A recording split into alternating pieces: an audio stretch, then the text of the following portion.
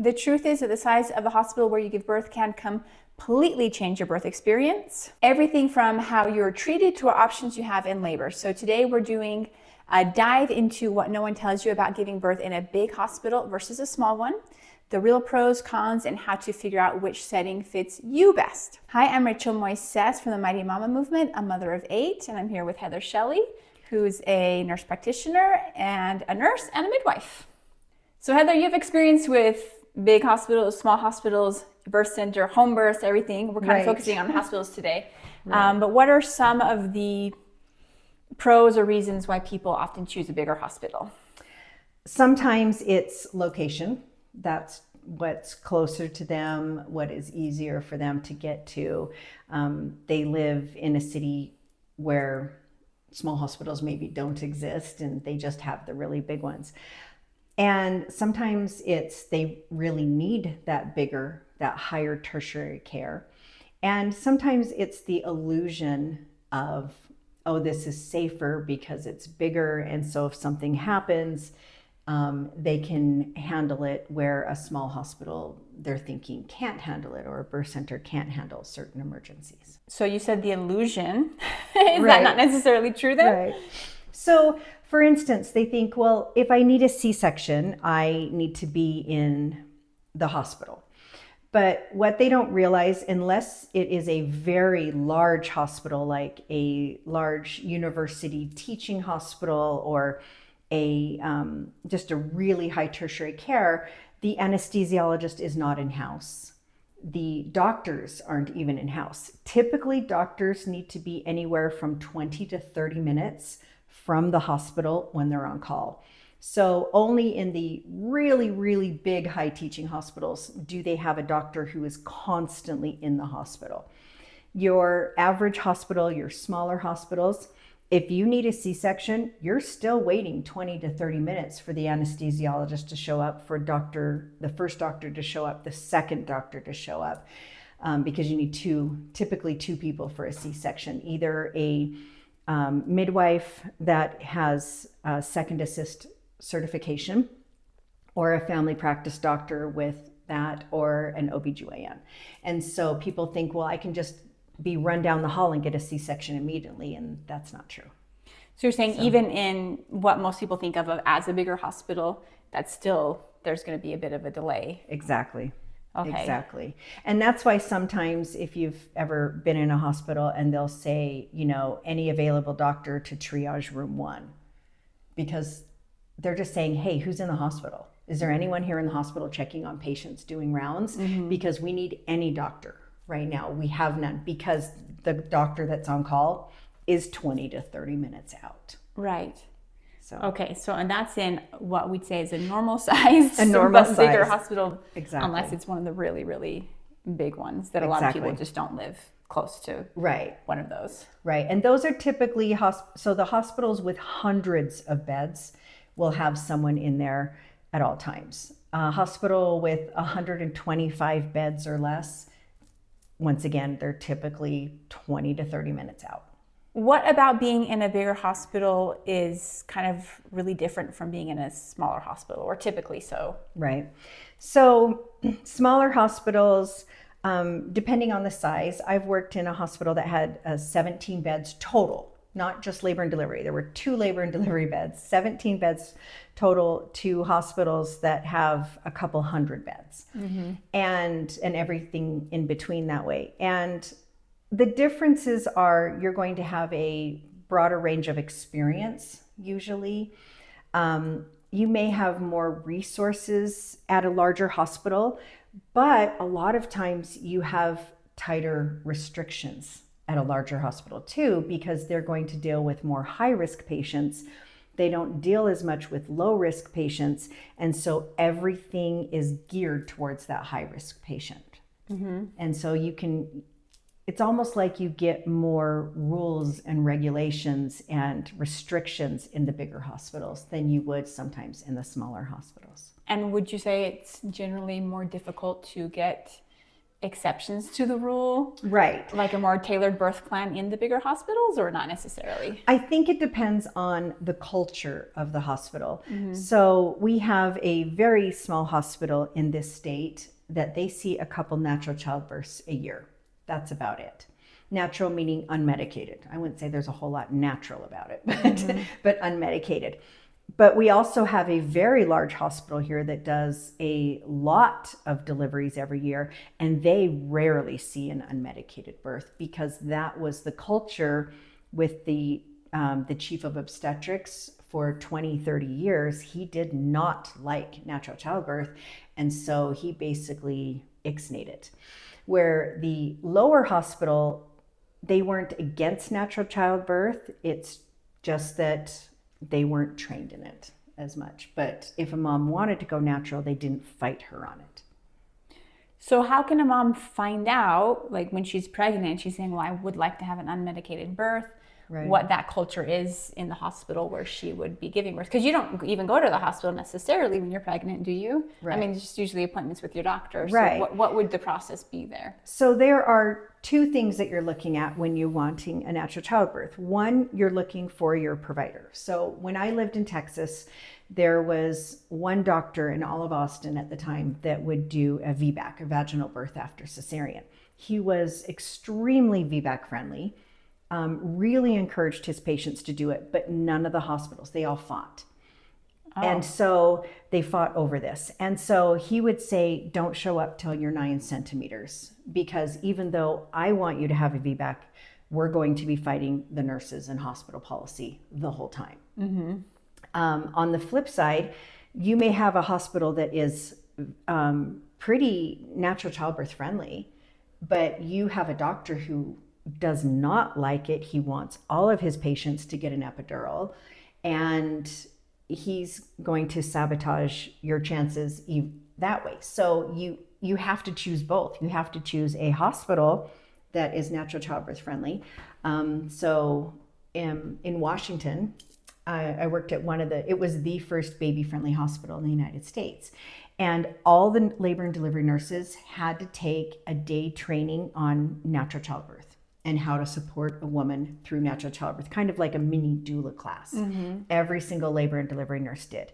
And so that hospital was their epidural rate, I think, was around 75%, which is actually really good for a hospital to have that low of an epidural rate. Where the hospitals surrounding it didn't require that of their nurses, and their epidural rate was much, much higher. Okay. So it's not necessarily big versus small, but like you said, the culture of the hospital.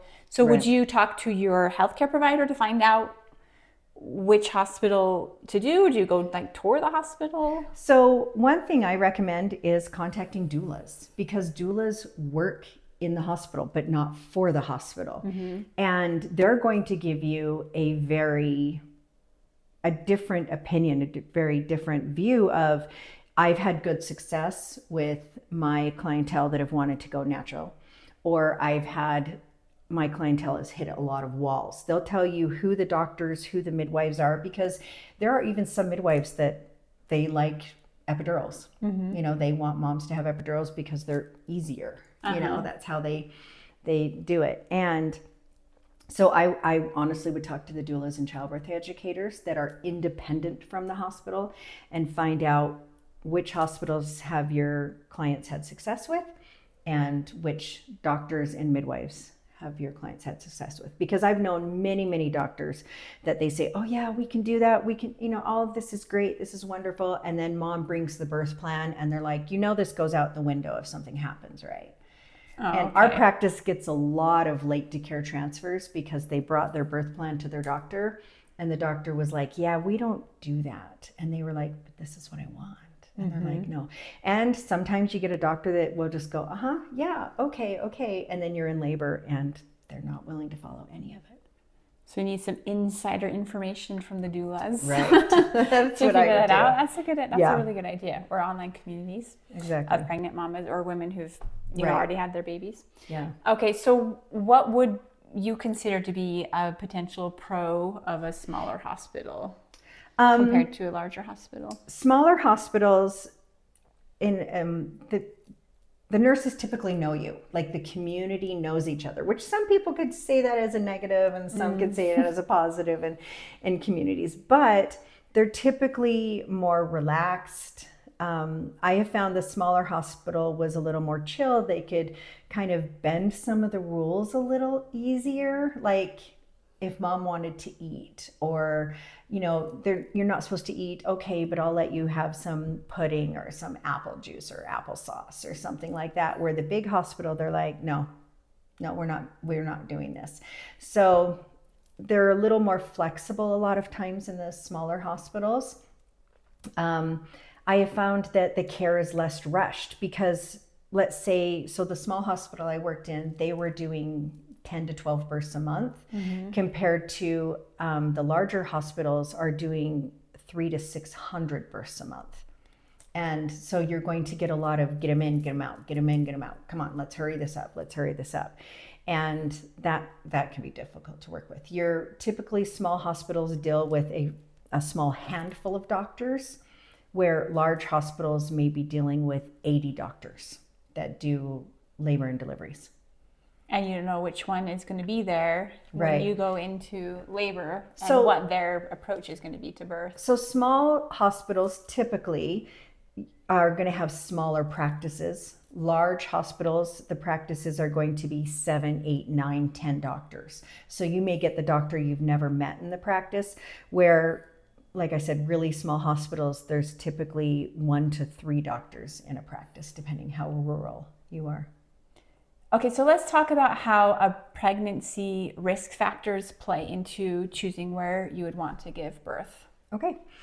The NICU is a big one. So smaller hospitals typically only have a level 1 or level 2 NICU. A level 1 is basically not a NICU, it's a nursery. It's the baby nursery. There's not a whole lot NICU about it, which is neonatal intensive care unit. Medium-sized hospitals, or hospitals that have, 50 beds, 80 beds, 125 beds, they are typically a level 2 NICU, and they can take babies usually around 32 weeks or later. Some can do 30 weeks, but around that ballpark is what they can do. A level 1 NICU can't take any NICU. They can take a baby for observation, but they are either life flighting out a very premature baby, and usually they won't even deliver very premature at all, those tiny, tiny hospitals. Where a larger hospital will have a level 3 NICU, so your chances of your baby transferring to a different NICU are much, much lower. The highest level is like a children's hospital, and they can take all level of babies. A level 3 can usually take everything except for severe cardiac issues. A lot of cardiac issues they can take, but we're talking like a baby that needs to be on the transplant list kind of thing. And level 2 can handle, like I said, everything 30 weeks and above for the most part that way. So if I'm pregnant, I don't usually know if my baby's going to be in a NICU. Is that one Right. reason why some women will just be like, I want to choose a hospital with a Right. higher level NICU just in case kind of a thing? Exactly. And what they don't realize is that when you choose those hospitals, you actually have a higher chance of admission because the NICU is there, so they're more likely to use it. So let me give you an example.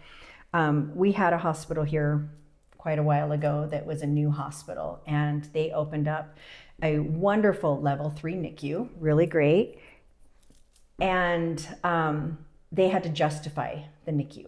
So babies were constantly going to the NICU that really didn't need the NICU, but they had to pay for the NICU. Oh my goodness. Yes. And so there was actually an internal investigation that happened and an external investigation, meaning a government agency, because people were complaining saying my baby was in the NICU for 7 days and there was no real reason. Insurance companies were complaining. And it came to find out that they were trying to pay for the NICU. Anesthesia is a really good one. So smaller hospitals, very small hospitals, and kind of medium, the anesthesiologist, once again, is on call 20 minutes out. They have to pay them whether they do a procedure or not. There is a base salary, and they have to justify that base salary. In-house, larger hospitals have an anesthesia that is there all the time for emergencies because they're higher level tertiary care. Once again, they have to pay a base salary, whether that anesthesiologist does epidurals or not. So they have to justify the cost. And so I have been in departments where they said, listen, our epidural rate is dropping too low. We're going to do incentives. We're going to do programs, competitions where the nurses, whoever can get the most epidurals this month, will win a prize. You have personally heard that? Yeah. Oh my, because that sounds like a conspiracy. Holy cow. They have to justify. Little mini conspiracy to get women to get an epidural. Yeah. They have to justify anesthesia. And if their status quo gets too low, they can no longer justify having 24-hour in-house anesthesia. And so they will have competitions. That's a little bit disturbing. Yep. I have one little personal experience because I did do an internship in a NICU in a larger hospital. And I remember one time they brought in a cute little baby. She was small. She was only 3.5 pounds, but 100% healthy, no issues at all. And the nurse was so upset because she said this baby does not need to be here, but the doctor said she has to come just because of her size. Yep. And she said she's going to be here for at least a few days and they're going to pay all those bills and she has no reason to be here.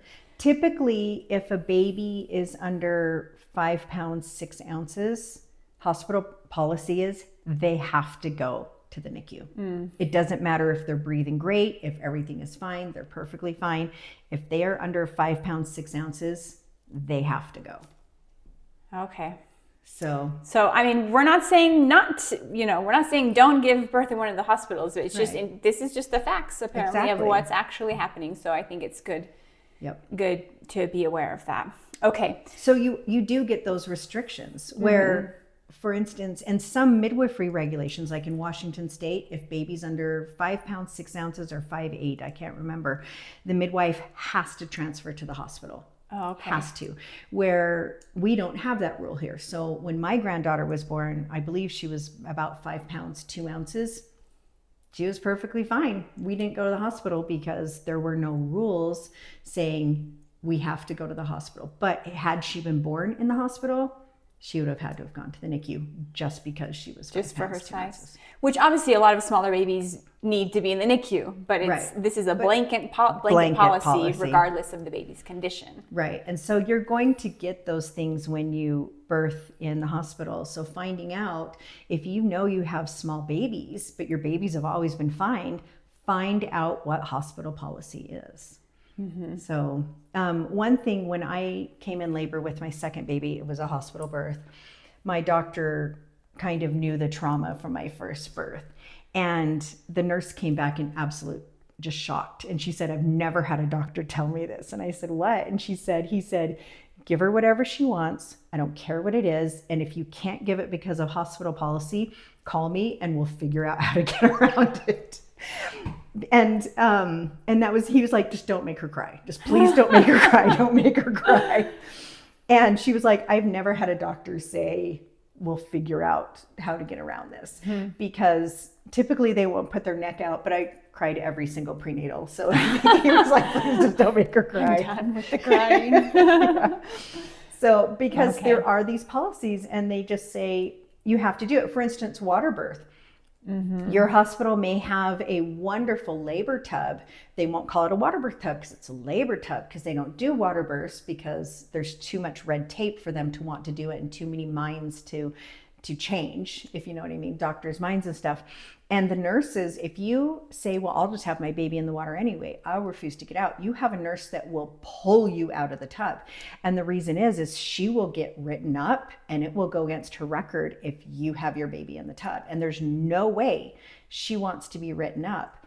And that's one thing, don't blame the nurse. You either try to change hospital policy or don't have your baby at that hospital. If you want to give birth in exactly. the tub.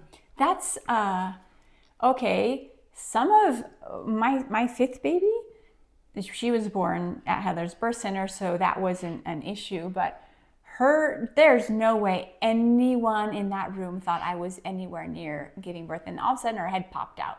I guess they would have made me get out with the head out and been like, you don't push the rest of the body out until you're out. That's ridiculous. Which standing up would have made her just fall out. Yeah, so. Yeah. But still, that just feels, I would really think about that, women. Like, honestly, that for me, I cannot imagine being like, oh, it's about time to push. And at that point, having to get out of the water, when the water does help so much with the reducing the pain immensely, it helps. And with the flexibility and the recovery. And I mean, if you're considering a water birth and the hospital you're going to go at doesn't allow birth in the tub, for me, I would really, really consider whether or not you want to give birth there, because that's just such a help. One thing that women need to realize is they are consumers, and the hospital acts like they are the owners and can tell you what to do. You have to demand change. And if enough women get together and demand change, it will happen. And the providers, if you have one lone provider, he or she is not going to stick their neck out for 2 women.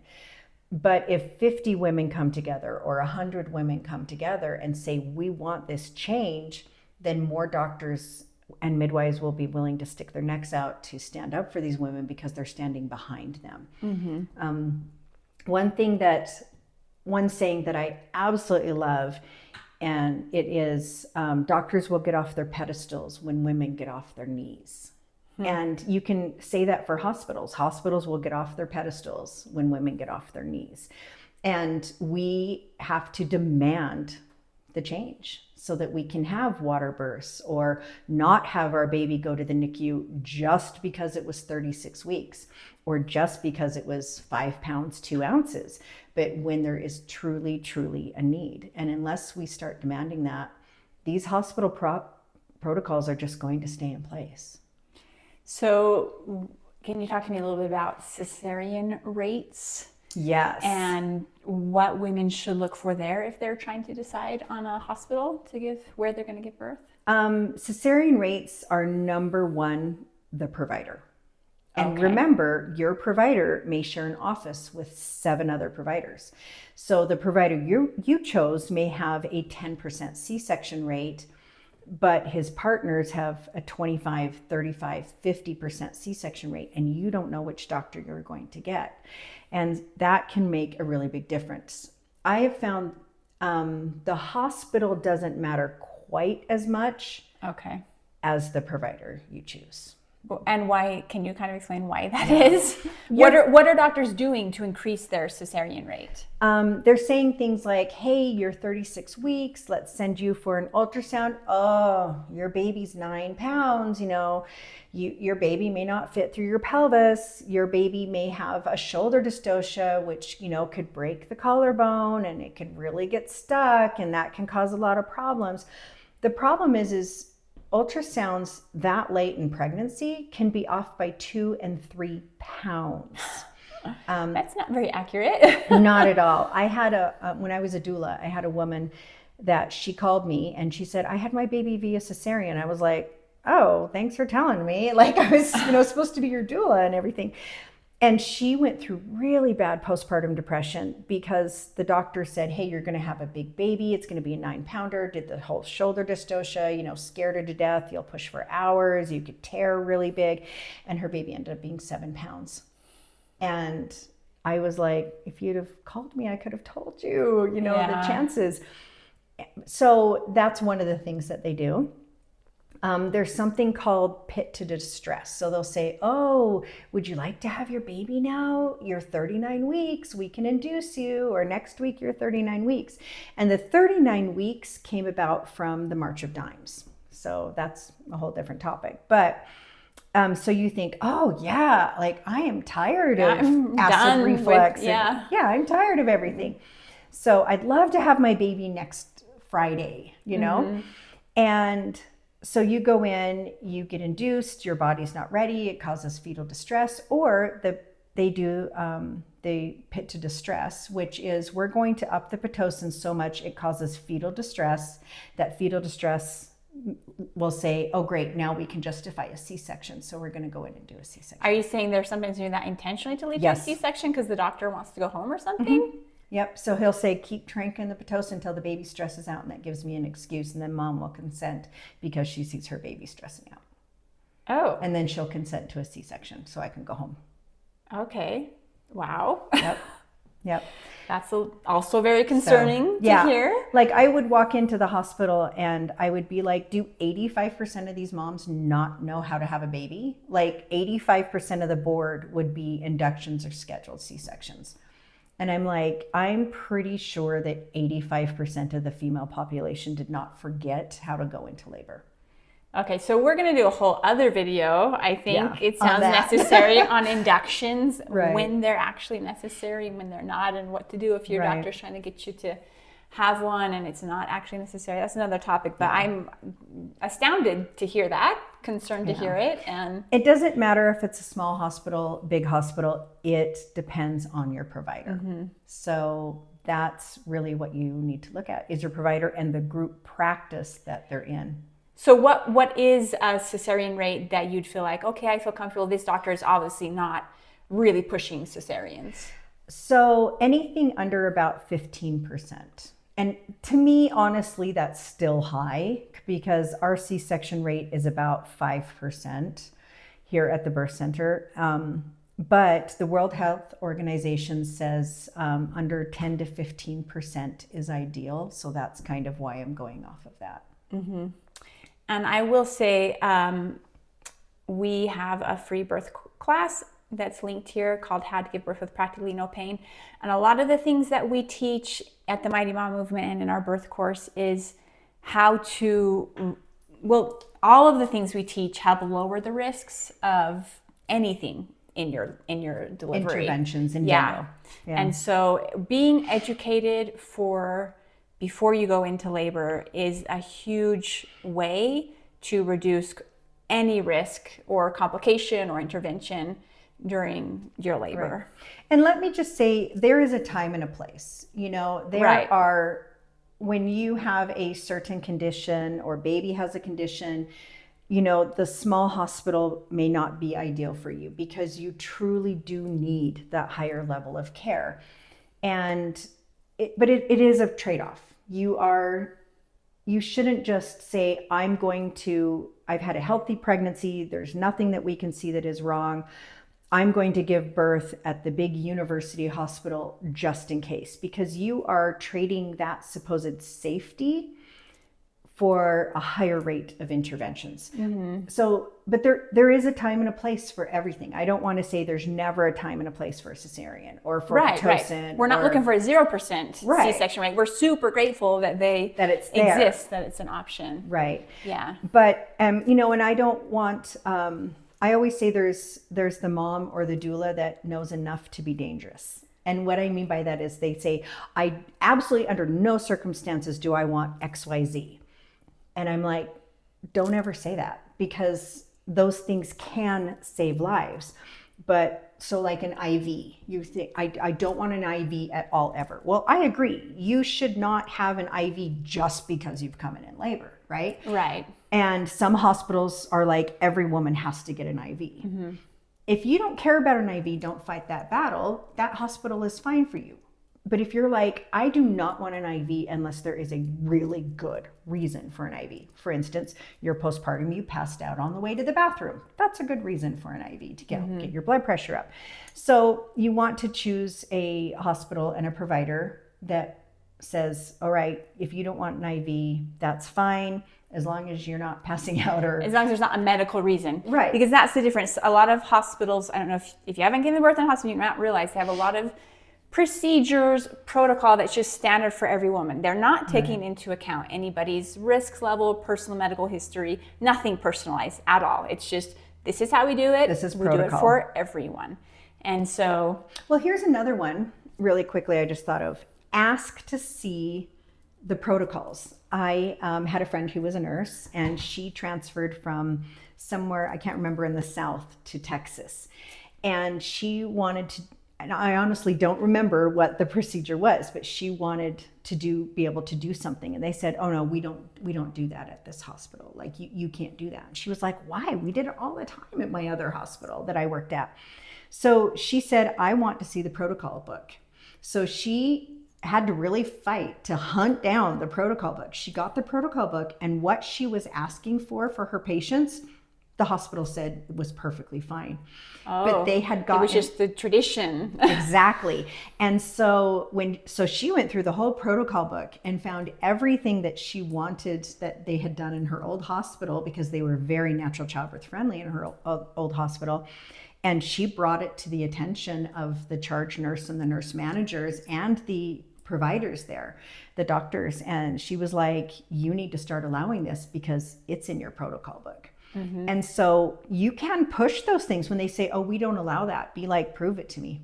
I want to see the protocol book. See it. And that's where you would get the patient advocate involved before you have your baby. Do not do this in labor. Mm-hmm. Okay. So people that want a gentle cesarean, they have to fight for those. You fight for it from the time you find out you may need a cesarean for whatever reason. And you fight for that gentle cesarean. Okay. So. Yeah, it's really important to avoid, like she said, any fight in labor is just going to cause a lot of problems with your labor. Can I share my experience for my last birth? She had what's called a 2-vessel umbilical cord, which can potentially be a problem. Not necessarily, but I did require extra monitoring. I had to go into MFM, I think that's what it's called. Maternal fetal medicine. Yeah, regularly get more ultrasounds just to make sure that there wasn't a problem. And the last time I went in, Heather had sent me in for, I don't remember why, just needed to get checked again because I was getting real close to my due date. And the doctor, it's a new doctor every time you go in, it's just at the hospital, go to do that. She just said, well, you are 37 years old, so this is considered a geriatric pregnancy, which is a term I'm not a huge fan of. Right. And it was my 8th birth, so that's a grand multiple. Yes, yeah. Okay. So because of those 2 factors, she said, you really need to have your baby in the hospital. And she did. She wasn't like super aggressive about trying to scare me, but you know, she's a doctor, specializes in higher risk pregnancies, being there in the MFN. And she did kind of try to, she wanted me to have the baby in the hospital. And so I think they called you and talked to you, and you called me and talked to me. And here's the thing, like we were talking about personalized care. And I know this video is about hospital birth, so probably if you're watching this, you're considering a hospital birth, but I did not want a hospital birth for several reasons. And largely because I wanted a natural birth. I wanted to give birth in the water. I wanted a natural induction if I had to be. I was looking at being induced because of the issue with the umbilical cord. You can't go like too far, right, with that condition. And so I was very strong against, I do not actually want to do a hospital birth because I want the most natural birth possible. And so I did do that. I kind of withstood the pressure and said, no thanks, I'm going to go give birth at the birth center with my midwife. And here's the thing that I just want to point out. Having that more natural birth avoided a lot of interventions and complications that could have made it become a problem. But it wasn't. It was a 40-minute labor. Right. And it was just like, whoop, get her out. I mean, it was a wonderful, beautiful birth. And I'm really grateful that I didn't feel pressured into going to the hospital where I was going to have to deal with a lot of policies and protocols that could have actually made the birth way more difficult for me. Yeah, definitely. So. And you know, the big thing is you have to give birth where you feel safest. If you feel safest at a larger hospital, give birth there. Mm-hmm. Give birth, you know, if you feel safest at a birth center, give birth there. That can really make the difference. At the small hospital I worked at, some women gave birth there because it was close. They didn't want to drive an hour and a half in labor. Some of them had faster labors. They'd never make it an hour and a half to the next hospital. And your circumstances can really dictate that.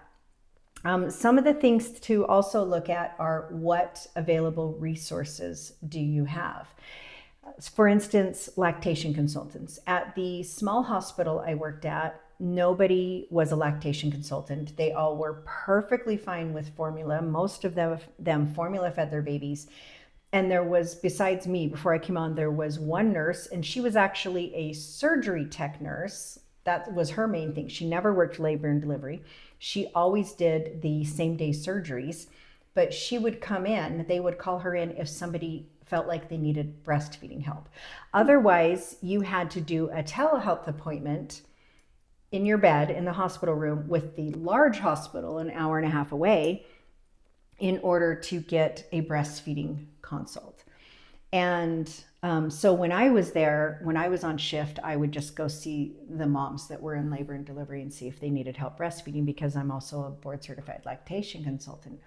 But other than that, and the other nurse wasn't a board certified lactation consultant, she just breastfed her kids and felt like she knew what she was doing. I can teach you how to do it. Exactly. And so your resources can be lower that way. Can I put in a plug for our breastfeeding course? Yes. So we have a breastfeeding course that will really reduce the chances that you even need a lactation consultant and help you be prepared for, a really positive breastfeeding experience from the very first moment your baby is born. So, yeah, that's especially if you're in one of those hospitals that don't have a lactation consultant, or really, why pay for one when you can just go through our course? But well, and I remember with my baby, the lactation consultant, you got one visit with her. That was it. And if you had other problems, tough, she'd already seen you once, you could do it as an outpatient and pay extra, which we didn't have the money to pay extra for this. Where other hospitals now, 20 years later, 25 years later, that they have a lactation consultant that comes around every shift. Mm-hmm. So there are usually 2 shifts that you can see a lactation consultant twice. And it's not, I'm sorry, you can see them once, it doesn't matter how many days you're here. And that can really make a big difference for the mom who really, really wants to breastfeed. Right. She gets multiple help. But still, if you go through a breastfeeding course beforehand, they're not always going to be there the first time you're breastfeeding. Exactly. And you do want that very first breastfeeding experience to be good and to be confident. If you learn how to do it right, not everyone, because some women have special situations and everything, but most women can not really need extra help if they've already been educated and are prepared for it. So a couple other things to look for in the hospital are, do they have labor and delivery and then postpartum is a separate room? Or is it labor, delivery, postpartum all together so that you don't have to move? Looking at, do they have a labor tub? One of the hospitals here has one labor tub. You can't give birth in it, but it is one big labor tub. And none of the other hospitals, they just have, your basic little tub, or the shower is it. So looking at those resources of the different hospitals can make a difference. The really small hospital I worked at, they had a beautiful labor tub that they stored everything in. Oh, God. They had this tub, and I was like, why aren't we using this tub? They're like, oh, nobody wants to use it. Well, nobody wants to use it if you've got it shoved in the corner full of medical supplies in a different room. So, but if somebody came in and said, hey, I heard you have a labor tub, I want it pulled out of that corner and I want to use it, because obviously at one point they were okay with it. Like it was literally the crib that you put all your laundry in. It was kind of that thing. And so looking at what resources do they have, what is available, what are they open to? So do you want, is it preferable to have separate postpartum, like you said, if labor and delivery and postpartum are separate or together, is it preferable? I personally liked it all together. The 2 babies I had in the hospital were LDRP rooms, so labor, delivery, postpartum recovery. And I personally like that because I didn't want to have to get up. And the postpartum rooms, when they're separate, are very small. They're very, very small. Okay, rooms. So meaning you labor, you check into the hospital, this is your room, you're going to labor in here. You even deliver in that room? Yeah, you deliver in that room. Oh. And then you stay there after your baby's born. Right. Okay, I didn't even realize, because where I gave birth was not like that, my hospital birth. So. Right. And then some do labor labor, delivery, immediate postpartum, meaning the first 2 hours, and then you do your longer stay in an entirely separate room. And so you just have to look at which hospitals. And if you even care, like where my hospital births, when you checked in, you did get your room and you'd labor in there, but then you'd go give birth in the delivery room, which is basically where they do the C-sections and everything, and then you'd go back to your room. And I was fine with that. And that's kind of what we're talking about. What do you care about? Right. You need to find out what you care about of all these things that we're talking about, and then make sure beforehand that you are happy and okay with it. So let's just talk real quick about conflict while you're in labor. It's not good. It will produce adrenaline, am I right? And it will kind of, a natural response of the body is to tighten up and slow down your labor. We've talked before about how animals, if they sense any danger, their labor will completely shut down until they can be safe again.